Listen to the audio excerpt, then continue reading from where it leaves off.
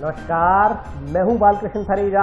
आप देख रहे हैं डेली लाइव। आइए शुरुआत करते हैं आज के मुख्य समाचारों की। भारतीय जनता पार्टी के राष्ट्रीय अध्यक्ष जेपी नड्डा 10 मई को आएंगे हनुमानगढ़। 11 मई को जंक्शन स्थित भाजपा के नवनिर्मित कार्यालय का करेंगे उद्घाटन। केंद्रीय मंत्री अर्जुन राम मेघवाल ने प्रेस कॉन्फ्रेंस में दी जानकारी। संभागीय आयुक्त डॉक्टर नीरज के पवन ने किया आईजीएनटी में चल रहे रीलाइनिंग कार्य का निरीक्षण। पोक्सो प्रकरण अदालत के विशिष्ट न्यायाधीश ने दोषी व्यक्ति को सुनाई 7 वर्ष के कैद की सजा। छात्रा के साथ बदसलूकी करने के आरोपी को गिरफ्तार करने की मांग को लेकर ग्रामीणों ने महिला पुलिस थाना प्रभारी को सौंपा ज्ञापन। हाउसिंग बोर्ड कॉलोनी निवासी अश्विनी शर्मा नामक व्यक्ति ने एसपी को प्रार्थना पत्र देकर स्पेशल टीम पर लगाया तंग परेशान करने का आरोप। और अब समाचार विस्तार से। भारतीय जनता पार्टी के राष्ट्रीय अध्यक्ष जेपी नड्डा 10 मई को हनुमानगढ़ आएंगे। जेपी नड्डा 11 मई को जंक्शन स्थित भाजपा के नवनिर्मित कार्यालय का उद्घाटन करेंगे। इस संदर्भ में आज केंद्रीय मंत्री अर्जुन राम मेघवाल ने विस्तार से जानकारी दी। भारतीय जनता पार्टी के राष्ट्रीय अध्यक्ष जेपी नड्डा 10 मई को हनुमानगढ़ आएंगे। इस संदर्भ में जंक्शन में प्रेस कॉन्फ्रेंस का आयोजन किया गया। प्रेस कॉन्फ्रेंस में केंद्रीय मंत्री अर्जुन राम मेघवाल ने विस्तार से जानकारी दी। उन्होंने बताया कि नड्डा हनुमानगढ़ के अलावा सूरतगढ़ भी आएंगे। उन्होंने कहा कि सूरतगढ़ में बूथ स्तर से लेकर मंडल स्तर के कार्यकर्ताओं का कार्यकर्ता सम्मेलन है। कार्यकर्ता सम्मेलन को संबोधित करने के बाद जेपी नड्डा हनुमानगढ़ आएंगे, जहाँ वे भाजपा के नवनिर्मित कार्यालय का उद्घाटन करेंगे। इस मौके पर देश में बढ़ रही सांप्रदायिक घटनाओं की चर्चा करते हुए अर्जुन राम मेघवाल ने कहा कि यह सब कांग्रेस की कारस्तानी है और उनकी हरकतों की वजह से ही देश में और प्रदेश में ऐसी घटनाएं घटित हो रही हैं। उन्होंने प्रदेश के मुख्यमंत्री अशोक गहलोत पर तुष्टीकरण की नीति अपनाने का आरोप लगाते हुए कहा कि उनकी गलत नीतियों की वजह से प्रदेश की जनता को भुगतना पड़ रहा है। उन्होंने मुख्यमंत्री पर बेबुनियाद बातें करने का आरोप लगाते हुए कहा कि मुख्यमंत्री को आधारहीन और बेबुनियाद आरोप लगाने की आदत पड़ी हुई है। उन्होंने कहा कि मुख्यमंत्री भाजपा पदाधिकारियों पर प्रदेश में आग लगाने का आरोप लगा रहे हैं, जबकि जोधपुर की घटना उनकी तुष्टीकरण की जीती जागती मिसाल है। उन्होंने भारतीय जनता पार्टी को लगातार सक्रियता से काम करने वाली पार्टी बताते हुए कहा कि भाजपा सिर्फ चुनाव में ही सक्रिय नहीं रहती, बल्कि हर समय देश और प्रदेश की जनता को संभालने तथा देश हित में कार्य करने को तत्पर रहती है। केंद्रीय मंत्री अर्जुन राम मेघवाल ने प्रदेश में चल रही बिजली की किल्लत को प्रदेश सरकार का कुप्रबंधन बताते हुए इसमें सुधार की मांग की। उन्होंने कहा कि प्रदेश सरकार समय पर कोयला नहीं मंगवा रही, इसलिए बिजली की कटौती चल रही है। भीषण गर्मी में भी लोगों को बिना बिजली के रहना पड़ रहा है। उन्होंने कहा कि भारतीय जनता पार्टी केंद्र सरकार के स्तर पर दूषित पेयजल समस्या का समाधान निकालने में जुटी हुई है। इसके तहत केंद्र पंजाब सरकार पर भी दबाव डाल रहा है ताकि पंजाब का दूषित पानी राजस्थान में न आ सके। प्रेस कॉन्फ्रेंस में भारतीय जनता पार्टी के जिलाध्यक्ष बलबीर बिश्नोई, जुगल किशोर गौड़, दीपक खाती सहित अन्य लोग उपस्थित रहे। बूथ अध्यक्ष और उसके बाद जो भी हमारे शक्ति केंद्र, मंडल, जिला, प्रदेश, उनके सबके पदाधिकारी उस सम्मेलन में रहेंगे, जिनको हम आई कार्ड देंगे, परिचय पत्र होगा, उसके साथ ही उनका प्रवेश होगा। वो एक पार्टी का हमारी जो अनुशासन है उसके अनुसार ही वो कार्यक्रम रहेगा। दूसरे दिन हनुमानगढ़ में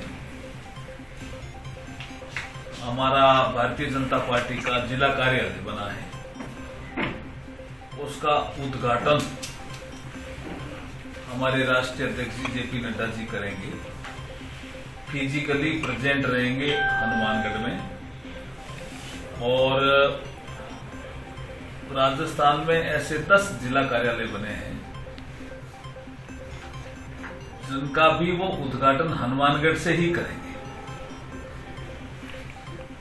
उसमें मेरे बीकानेर जिले का भी कार्यालय है, उसमें मेरी ड्यूटी पार्टी ने लगाई है कि 11 तारीख को मैं वहां बीकानेर रहूंगा। ऐसे गुलाब जी कटारिया साहब की भी ड्यूटी कहीं लगी है, ऐसे सब जगह ड्यूटी लगी है, वो लोग वहां रहेंगे। लेकिन राष्ट्रीय अध्यक्ष जी यहीं से हनुमानगढ़ से ही 10 जिलों का उद्घाटन करेंगे और 4 जिलों का कार्यालय का शिलान्यास भी यहीं से करेंगे।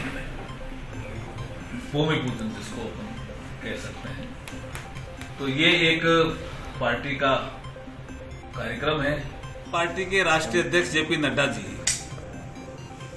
2 दिवसीय दौरे पर सूरतगढ़ और हनुमानगढ़ आ रहे हैं। सूरतगढ़ में हमारे बूथ स्तर से लेकर के जो आगे मंडल और जिले में और शक्ति केंद्र में पदाधिकारी है उनका एक सम्मेलन है।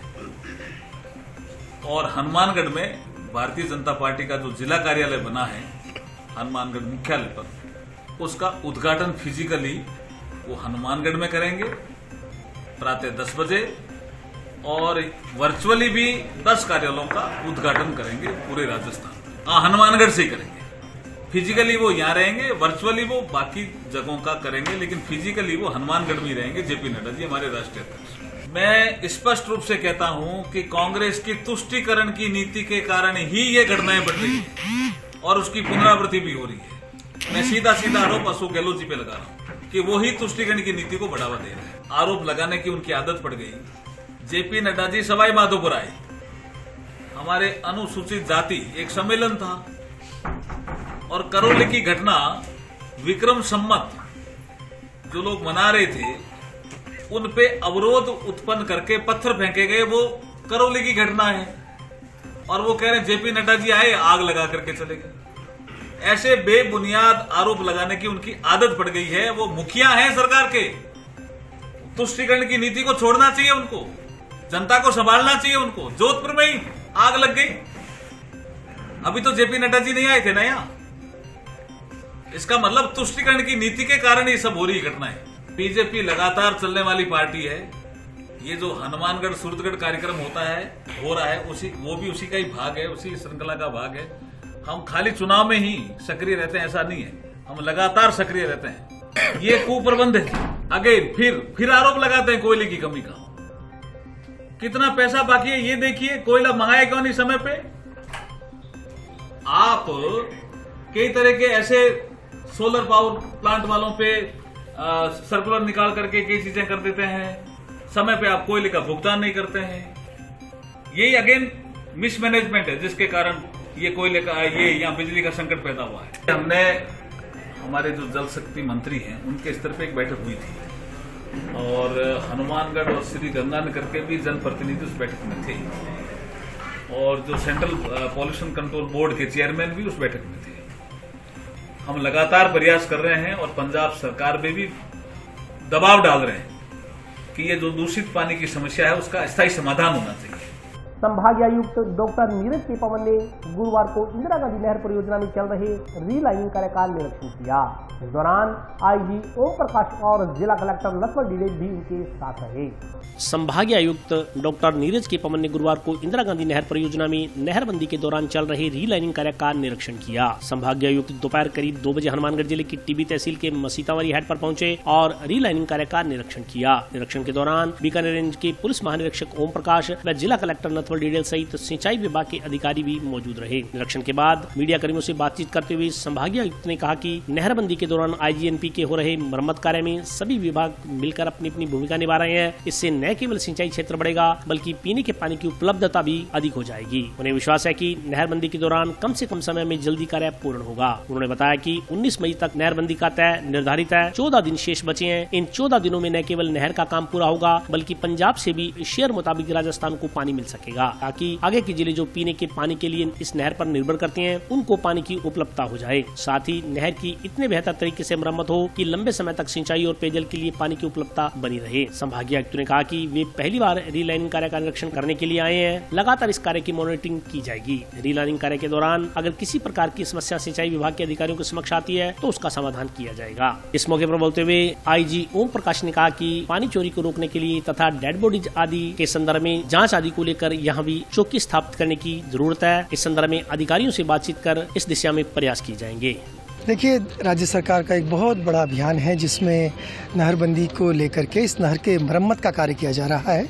तो आज जिला कलेक्टर महोदय, एसपी साहब और आईजी साहब के पूरी टीम के साथ हम इस कार्य को देखने आए हैं कि ये कार्य जो समयबद्ध तरीके से पूर्ण हो जाए, गुणवत्ता इसकी मानकों के अनुरूप हो, और साथ ही साथ जो निश्चित तिथि है यानी 19 मई उससे पहले पूर्ण हो जाए, ताकि जो इसके नीचे के जो 10 ज़िले हैं जो पीने के पानी पर निर्भर करते हैं, गर्मी भयंकर पड़ रही है तो पीने के पानी की सुनिश्चितता भी हमें देखनी है। तो यही दोनों चीज़ें हैं कि गुणवत्ता बनी रहे, समय पर पूर्ण हो जाए, और ताकि जो पीछे से जो पानी आए वो सही समय पर वहाँ पर पहुँच जाए। गंदे पानी के लिए इस बार हमारे चीफ इंजीनियर साहब ने 13 तारीख से इसकी व्यवस्था करी है कि जो गंदा पानी गेट खोलते ही आता था उसको 20 को गेट खुलेंगे, तो 20 को गेट खुले उससे 7 दिन पहले यानी 13 तारीख से ही उसको जहाँ वहीं पर ही हरिके पर ही फ्लश आउट कराने का काम चालू कर दिया जाए, ताकि जो गंदा पानी इकट्ठा हो गया है वो 7 दिन में फ्लश आउट हो जाए। तो जो पीछे से जो साफ़ पानी आएगा, जब हरिके के गेट हमारे लिए खुले तब वो एकदम साफ़ पानी आए। तो कोशिश करेंगे इस बार की साफ़ पानी पूरा है। ये बिंदु कई मीटिंग्स में पहले भी उठाया गया है कि पंजाब सरकार से कोऑर्डिनेशन के साथ साथ उनसे बात की जाए।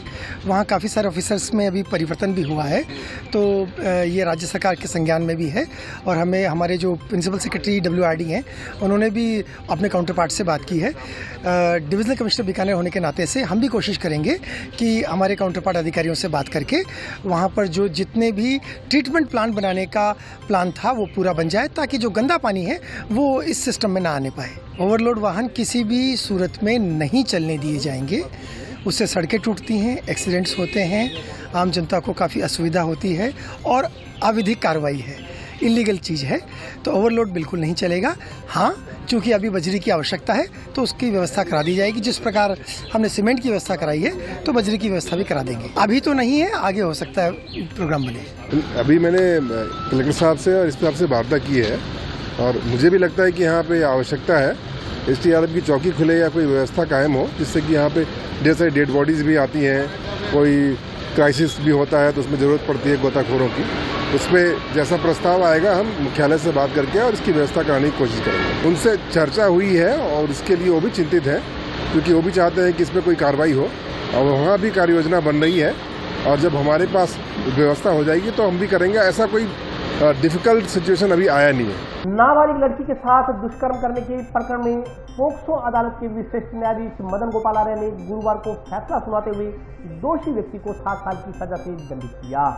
नाबालिग लड़की के साथ दुष्कर्म करने के करीब 3 साल पुराने प्रकरण में विशिष्ट न्यायाधीश पोक्सो प्रकरण मदन गोपाल आर्य ने गुरुवार को फैसला सुनाया। न्यायालय ने दोषी व्यक्ति को 7 साल की सजा से दंडित किया, साथ ही कुल 1,05,000 रुपए का जुर्माना भी लगाया गया। राज्य सरकार की ओर से विशिष्ट लोक अभियोजक विनोद डूडी ने पैरवी की। प्रकरण के अनुसार पीड़िता के पिता ने 18 जनवरी 2019 को गोगामेडी पुलिस थाना में मुकदमा दर्ज करवाया था कि उसकी नाबालिग पुत्री 17 जनवरी 2019 की रात्रि को अचानक घर से लापता हो गई। उसे शक है कि गाँव भरवाना निवासी अंग्रेज सिंह उसे बहला फुसलाकर अपने साथ ले गया। पुलिस ने मुकदमा दर्ज कर जांच शुरू की और पीड़िता को दस्तयाब कर लिया। पीड़िता ने अपने बयान में बताया कि 17 जनवरी 2019 की रात्रि करीब 2 बजे जब वह सो रही थी तब अंग्रेज सिंह घर में घुसा और मुंह पर कपड़ा बांधकर जबरदस्ती उठाकर खेतों में ले गया और उसके साथ दुष्कर्म किया। दुष्कर्म करने के बाद उसे नशे की गोलियां खिलाई। बेहोशी की हालत में उसे गाड़ी में डालकर ले गया। जब उसे होश आया तो वह हरियाणा के डबाली में किसी ढाबे पर थी। आरोपी अंग्रेज सिंह उसे वहाँ से तेजा खेड़ा, वह वहाँ से चौटाला ले गया। पुलिस ने तफ्तीश करने वाले में चालान पेश किया। ट्रायल के दौरान अभियोजन पक्ष ने 21 दस्तावेज व 15 गवाह पेश किए। गुरुवार को पोक्सो प्रकरण के विशिष्ट न्यायाधीश मदन गोपाल आर्य ने आरोपी अंग्रेज सिंह पुत्र बंशीलाल निवासी भरवाना पुलिस थाना गोगामेडी को दोषी करार देते हुए सजा सुनाई। आरोपी को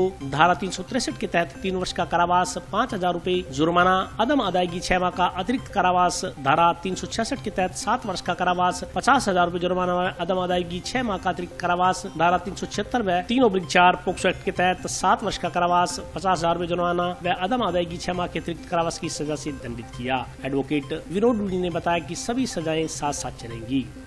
आज स्टेट बनाम अंग्रेज सिंह में माननीय विशिष्ट न्यायाधीश पोक्सो प्रकरण हनुमानगढ़ ने फैसला सुनाया। मामले के तथ्य इस प्रकार है। 18/1/19 को पिता पीड़िता ने मुलजिम अंग्रेज सिंह के विरुद्ध मुकदमा दर्ज करवाया कि वो उसकी पुत्री को बहला फुसला कर ले गया। पीड़िता ने बयानों में बताया कि 17/1/19 को रात्रि को 2 बजे जब वह सो रही थी तो अंग्रेज सिंह आया, वह मुंह पर कपड़ा बांधकर जबरदस्ती उठाकर खेत में ले गया, वहाँ पर डराया धमकाया और पीड़िता के साथ बलात्कार किया। फिर उसे नशे की गोलियां खिलाई, वह गाड़ी में डालकर ले गया। जब पीड़िता को होश आया तो उसने खुद को डब्बोवाली में पाया। डब्बोवाली में किसी ढाबे पर थी। फिर तेजा खेड़ा, वह वहाँ से चौटाला चौकी ले गए, फिर गोगामेडी थाना ले आए। इसमें चालान पेश किया पुलिस ने। अभियोजन ने 15 गवाह और 21 दस्तावेज प्रदर्शित करवाए। इसमें जो विभिन्न धाराओं में सजा सुनाई वो इस प्रकार है। धारा 363 के तहत 3 वर्ष की सजा, 5,000 रुपये जुर्माना, अदम अदायगी की स्थिति में 6 मास का अतिरिक्त कारावास। 366 में 7 वर्ष की सजा, 50,000 रुपये जुर्माना, अदम अदायगी की स्थिति में 6 मास का अतिरिक्त कारावास। धारा 376 IPC व 3/4 पोक्सो एक्ट में 7 वर्ष की सजा 50,000 रुपये जुर्माना और अदमदागी की स्थिति में 6 मास का कारावास। सभी सजाएं साथ चलेगी। जुर्माना टोटल 1,05,000। छात्रा के साथ बदसलूकी करने के आरोपी को गिरफ्तार करने की मांग को लेकर ग्रामीणों ने आज महिला पुलिस थाना प्रभारी को ज्ञापन सौंपा। भ्रष्टाचारी बंद करो, बंद करो, बंद करो, छात्रा को न्याय दो, न्याय दो, न्याय दो। करीब एक माह पूर्व महिला थाना में दर्ज FIR संख्या 99 में कार्रवाई की मांग को लेकर पीड़ित परिवार के लोगों ने आज महिला थाना प्रभारी को ज्ञापन सौंपा। इस दौरान पीड़िता के साथ आए लोगों ने बताया कि करीब एक माह पहले नाबालिग बच्ची के साथ किसी व्यक्ति ने दुपट्टा खींचने तथा बदसलूकी करने का कृत्य किया था। इस संदर्भ में महिला थाना में मामला भी दर्ज करवाया गया और महिला थाना अधिकारी को तमाम साक्ष्य भी उपलब्ध करवाए गए। उन्होंने आरोप लगाया कि एक माह बीत जाने के बाद भी आरोपी को गिरफ्तार नहीं किया गया है। इससे पीड़ित परिवार अपने आप को आहत महसूस कर रहा है। पीड़िता के साथ आए लोगों ने चेतावनी दी कि यदि शीघ्र ही आरोपी को गिरफ्तार नहीं किया गया तो वे आंदोलन करने को मजबूर होंगे। मार्च 2022 की है, लगभग 2.5 महीने हो चुके हैं इस बात को। और मैं कॉलेज जा रही थी और वो एक लड़का जो हमारे घर के बार चक्कर लगा रहा था, इसलिए मैं कॉलेज जा रही थी। बस स्टैंड के पास वो लड़का मुझे आकर बोला कि आजा मेरी मोटरसाइकिल पर बैठ जा। मैंने उसे मना कर दिया कि मैं क्यों बैठूं, मेरी मर्जी। वो कहता कि चल ठीक है तू मत बैठ। फिर वो मेरे साथ हाथापाई करने लग गया, मेरी चुन्नी खींचने लग गया। फिर मैंने कहा कि तू जा रहा है या नहीं जा रहा। फिर उसने आगे जाके 10 कदम पे किसी को फ़ोन लगाया कि तू ये तो मेरे साथ नहीं बैठ रही है, इसे तो बाद में देखेंगे। वो हनुमानगढ़ टाउन में 3 लड़के थे, वहाँ पे तो सिर्फ एक ही था। कोई कार्रवाई नहीं हो रही है, आगे से आगे टाइम दिया जा रहा है। अक्सर वो छेड़खानी किया करते थे, घर के बार चक्कर लगाना, पीछा करना, कॉलेज के टाइम भी पीछा किया करते थे। पहले भी आए और आज फिर आए हैं बड़ी संख्या में, जैसा आपने देखा है। और हमारी ये मांग है कि 99 नंबर FIR के अंदर जो मुलजिम है, जो सरेआम बच्ची के साथ कॉलेज जाते हुए उसकी चुन्नी खींच रहे हैं, उसके थप्पड़ मार रहे हैं, इसका वीडियो भी हमने पुलिस को उपलब्ध करा दिया। सारी चीजें होने के बावजूद भी इंस्टाग्राम पे वायरल किया है। इस तरह की घटनाएं जो हमारे यहाँ हो रही है वो बहुत ही खतरनाक है। और हमारे यहाँ के प्रशासन से, पुलिस प्रशासन से, यहाँ के CI से हमारी ये मांग है कि अगर इसी तरह से अपने घटनाएं बढ़ती रही, अपराध बढ़ते रहे तो बच्चियां कॉलेज स्कूल कैसे जा पाएगी। इसलिए हम सारे लोग यहाँ आज आए हैं। उन्होंने कहा कि सोमवार तक हम गिरफ्तारी कर लेंगे। हमें वो आदेश नहीं मिल पाया था गिरफ्तारी का, तो आज हम SP साहब से मिलकर वो गिरफ्तारी का आदेश ले लेंगे और सोमवार तक बाकी जो मुलजिम है तीनों उनको गिरफ्तार कर लेंगे। और जो मोटरसाइकिल का उपयोग किया गया है या जो दूसरी चीजों का उपयोग किया गया है उसको भी हम जब्त करेंगे। और अभी वक्त का हाजिर होता हूँ।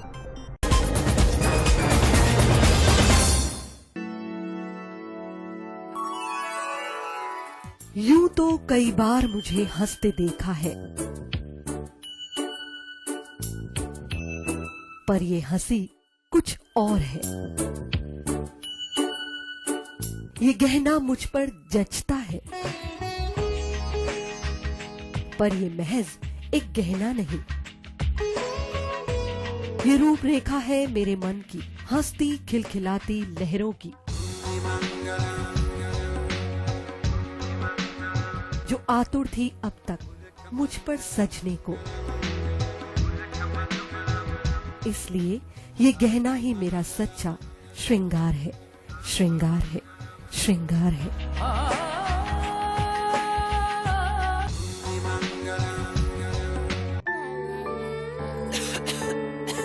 दीदी ये देखो,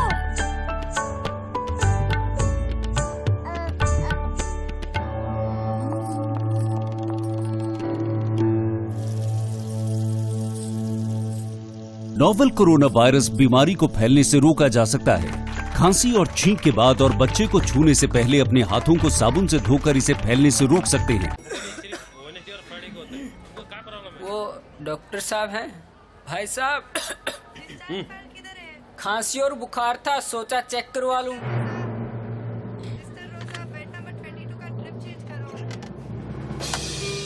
नोवेल कोरोना वायरस बीमारी को फैलने से रोका जा सकता है। बुखार के साथ खांसी और छींक होने पर तुरंत नजदीकी हेल्थ क्लिनिक या केंद्र जाएं। ब्रेक के बाद स्वागत है। आइए नजर डालते हैं अगले समाचारों पर। सिंचाई पानी की मांग को लेकर सिंचाई विभाग के समक्ष चल रहा भाखड़ा क्षेत्र के किसानों का धरना वीरवार को चौथे दिन भी जारी रहा।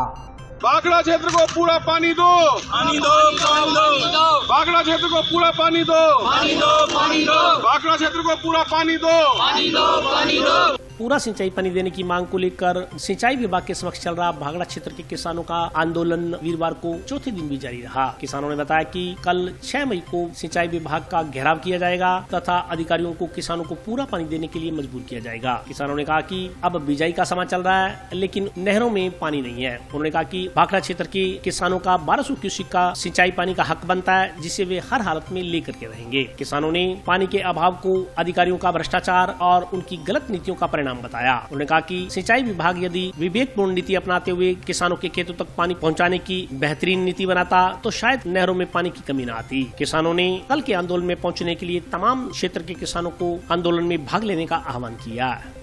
हमारे को पानी नहीं दे रहे भाखड़ा का, 1200 पानी हमारे को सरकार ने दे दिया, ये लागू नहीं करते और ये हम 4 दिन से धरने पे बैठे हैं और कल को हम 6 तारीख को धरना प्रदर्शन करेंगे और इस लड़ाई लड़ेंगे, हम हमारा हक लेके रहेंगे। क्षेत्र का किसान सभी यहाँ पर आएंगे और हमारा जो बनता है हिस्सा 1200 कुछ का हमें दो, हमारी इनसे कोई लड़ाई नहीं है। हमारे को ये 1200 कुछ का हमारा पानी पूरा नहीं दे रहे, इसी चीज़ की हमारे इनसे हमारी लड़ाई है। इनकी धांधली से नहीं मिल रहा पानी, निकम्मा प्रशासन की इनकी वजह से नहीं मिल रहा। हाँ, हम आंदोलन करेंगे और क्या रहेगा। 6 तारीख को हम पूरा होम आके पूरे किसान इकट्ठे होके आंदोलन करेंगे, पानी लेके रहेंगे, पानी और पानी लेके रहेंगे, हमारा हक है। टाउन में राजाकोठी के नजदीक स्थित बालाजी धाम का स्थापना दिवस वीरवार को श्रद्धापूर्वक मनाया गया।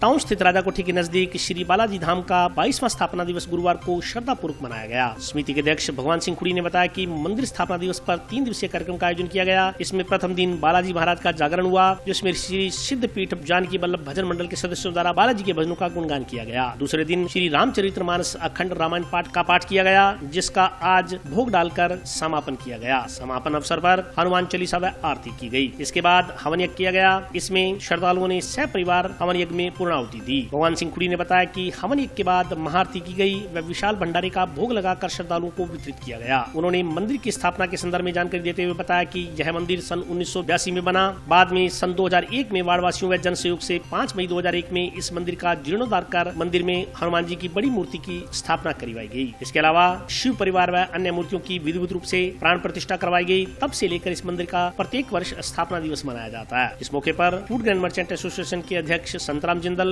मदन गोपाल जिंदल, राम कुमार मंगवाना, सुनील धुड़िया, दौलत सिंह, ओम प्रकाश शर्मा, अशोक कुमार, सत्यनारायण शर्मा, डॉक्टर पुरुषोत्तम शर्मा, सांवरमल शर्मा, अजीत सिंह, संदीप छाबड़ा, बजरंग सिंह सहित अन्य लोग उपस्थित रहे।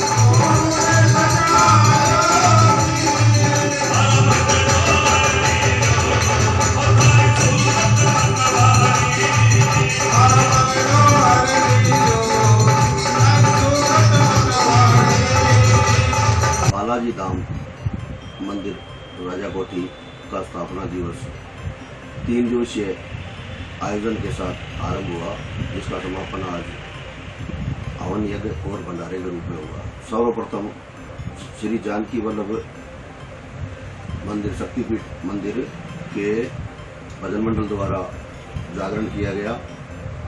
4 तारीख को सुबह रामायण का पाठ आरंभ किया गया, जिसका आज भोग रामायण संपूर्ण होने के बाद में भोग लगाकर हवन किया गया। सभी समिति के सदस्यों और आस पड़ोस के लोगों ने उसमें सहयोग किया।